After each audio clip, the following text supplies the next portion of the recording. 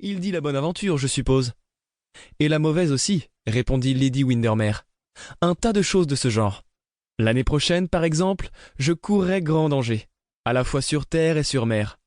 Ainsi, il faut que je vive en ballon et que, chaque soir, je fasse hisser mon dîner dans une corbeille.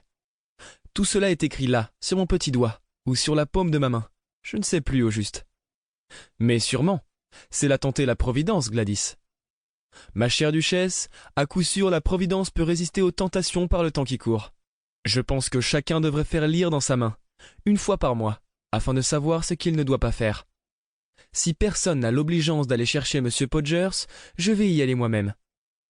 Laissez-moi ce soin, Lady Windermere, dit un jeune homme tout petit, tout joli, qui se trouvait là et suivait la conversation avec un sourire amusé.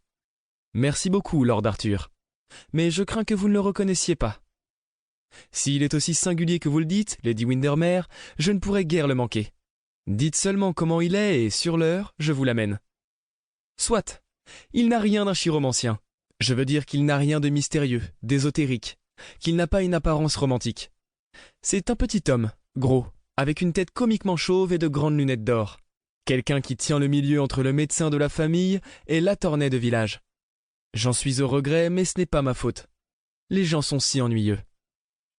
Tous mes pianistes ont exactement l'air de pianistes, et tous mes poètes exactement l'air de poètes. Je m'en souviens, la saison dernière, j'avais invité à dîner un épouvantable conspirateur.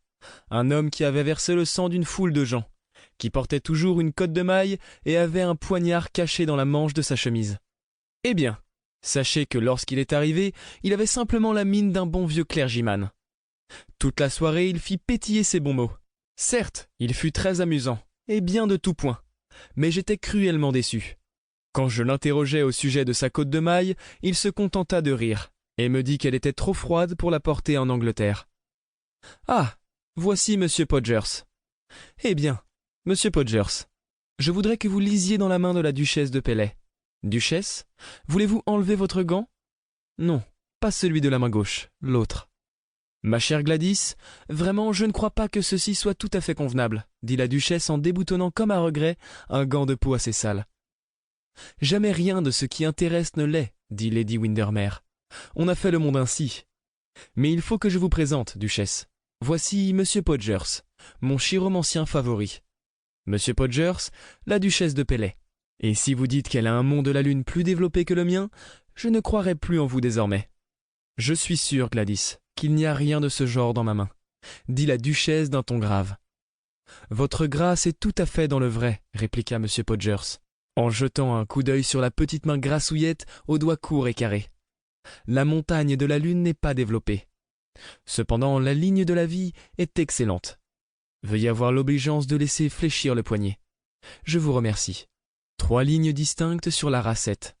Vous vivrez jusqu'à un âge avancé, duchesse, et vous serez extrêmement heureuse.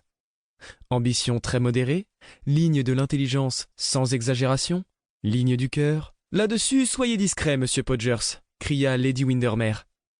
Rien ne me serait plus agréable, répondit Monsieur Podgers en s'inclinant, si la duchesse y avait donné lieu, mais j'ai le regret de dire que je vois une grande constance d'affection combinée avec un sentiment très fort du devoir. Veuillez continuer, Monsieur Podgers, dit la duchesse dont le regard marquait la satisfaction. L'économie n'est pas la moindre des vertus de votre grâce, poursuivit Monsieur Podgers. Lady Windermere éclata en rire convulsif. L'économie est une excellente chose, remarqua la duchesse avec complaisance. Quand j'ai épousé Pelley, il y avait 11 châteaux et pas une maison convenable où l'on pût habiter. Et maintenant, il y a 12 maisons et pas un seul château, s'écria Lady Windermere. Eh, ma chère, dit la duchesse, j'aime le confort, reprit M. Podgers, et les perfectionnements modernes, et l'eau chaude amenée dans toutes les chambres. Votre grâce a tout à fait raison. Le confort est la seule chose que notre civilisation puisse nous donner. Vous avez admirablement décrit le caractère de la duchesse, Monsieur Podgers. Maintenant, veuillez nous dire celui de Lady Flora. Et pour répondre à un signe de tête de l'hôtesse souriante, une petite jeune fille, aux cheveux roux d'écossaise et aux omoplates très hautes, se leva gauchement de dessus le canapé et exhiba une longue main osseuse avec des doigts aplatis en spatule. Ah, une pianiste, je vois, dit M. Podgers. Une excellente pianiste et peut-être une musicienne hors ligne. Très réservée, très honnête et douée d'un vif amour pour les bêtes. Voilà qui est tout à fait exact, s'écria la duchesse.